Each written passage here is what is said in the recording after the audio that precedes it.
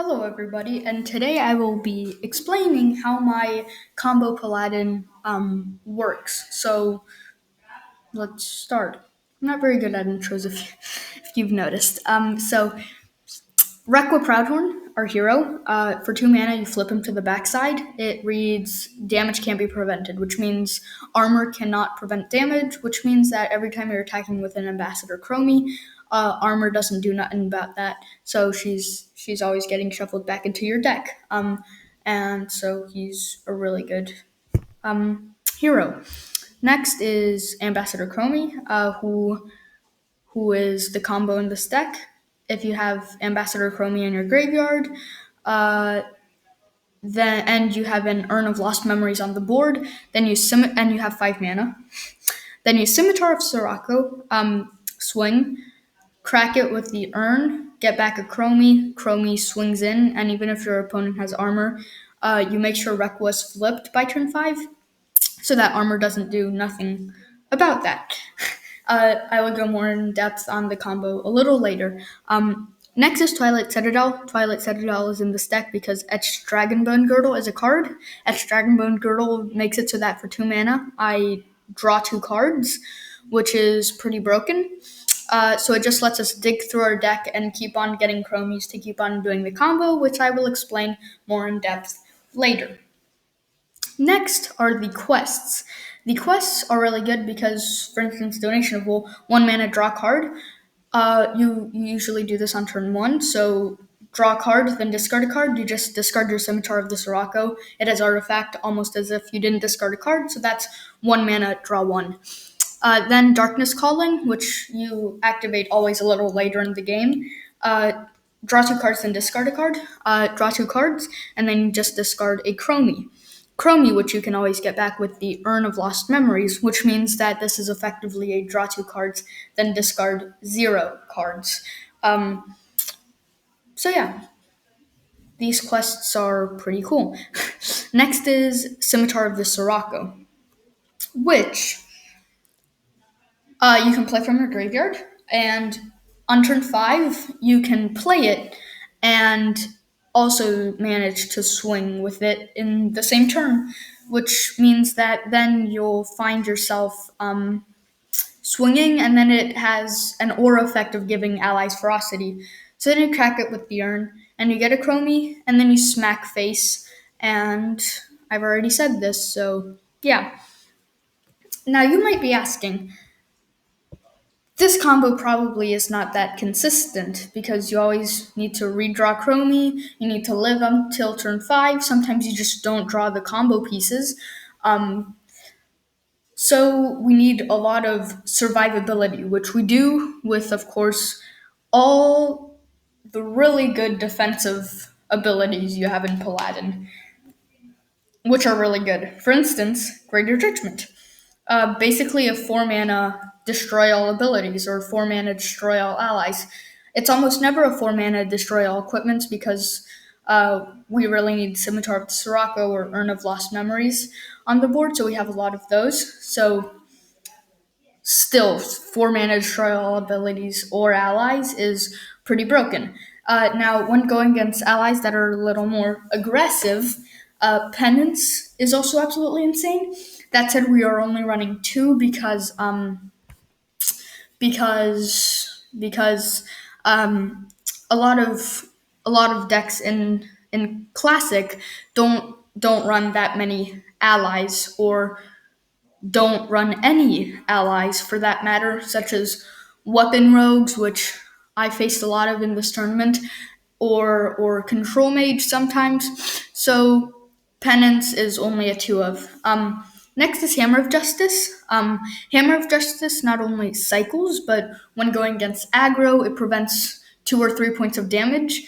And when going against a weapon rogue, such as like Daspian, for instance, it just completely shuts them down a turn, except they have poisons, but stick with me. Next is Blinding Word, which is, to put it lightly, insane. 2 mana, when playing against an aggro deck, you just make them skip their turn 2. Effectively, from that point on, you've won the game. Or 2 mana playing against a mid-range deck, you Greater Judgment, and then on the turn they want to um, replay their stuff, you just Blinding Word, so they can't do none of that. Or playing against a control deck, and when they want to combo off, you just Blinding Word, and they can't do nothing else. So yeah, Blinding Word's pretty cool. Pretty cool.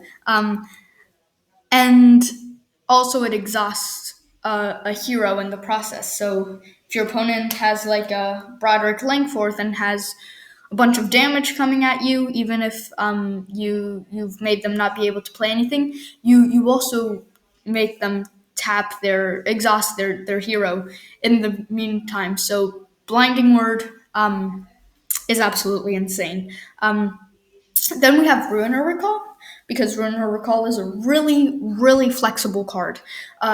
Not only can it either get back Greater Judgments or get back Blinding Words, but then it can also destroy abilities. For instance, if your opponent's a Burn Mage, you just destroy their fire doublers or things like that. And Ruiner Recall is just really, really good. Solid. Then there's 4 Azdralanak Death Watchers. These are really good on combo turns because they make it so that you're basically just scrying a Chromie. If you have a Urn of Lost Memories and a Scimitar of the Sirocco, and you just scry and you just play Azdralanak Death Watcher, targeting Chromie and putting her in your graveyard, then next turn you've got the combo. And then similarly on your combo turn, while you have an extra turn, you can Azdralanak, get a Chromie down, Urn, and then you've got another turn. Next is Grazzle Grubhook, because he's basically like one of the quests we talked about, except he's stapled to a body, which is really cool. Nothing more to say about him. Next, we have Mizukon and Archimonde. Mizukon is when you've taken 2 extra turns, or even when you have like no more resources and you just draw Mizukon and you just smash face. Mizukon is a really good card to take advantage of your extra turns, and also just to push lethal damage or just to clear a really annoying ally your opponent has. Only a 1-of though, because he costs 6 mana, and most of the time this deck is not getting to 6 mana. Then we have, or it is getting to 6 mana, but with the combo going on, you need to have like 11 mana to play Mizukon. So that means you're stringing together like 3 or 4 extra turns, which would require you to have at least 3 Chromies in your hand at the moment that you combo off. Next is Archimonde, which 6 mana. It also allows you to take advantage of your extra turns, but it's also just removal and a body. So against a mid-range deck, you just plop this down. Like turn 5, you Greater Judgment.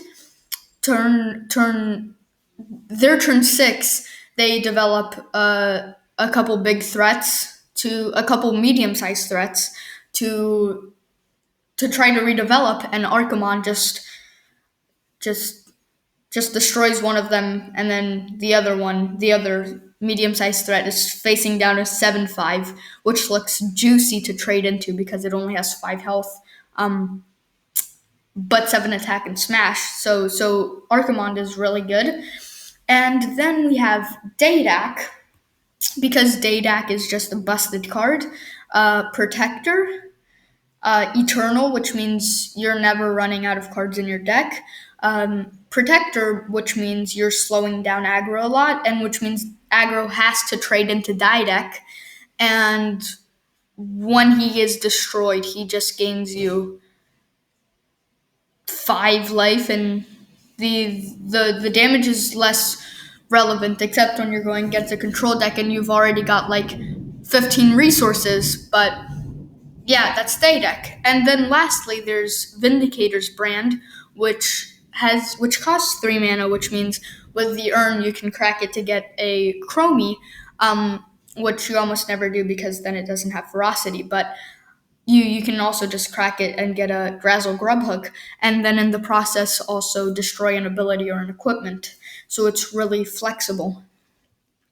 Moving on to the sideboard, we have 4 What Is Worth Fighting Fors.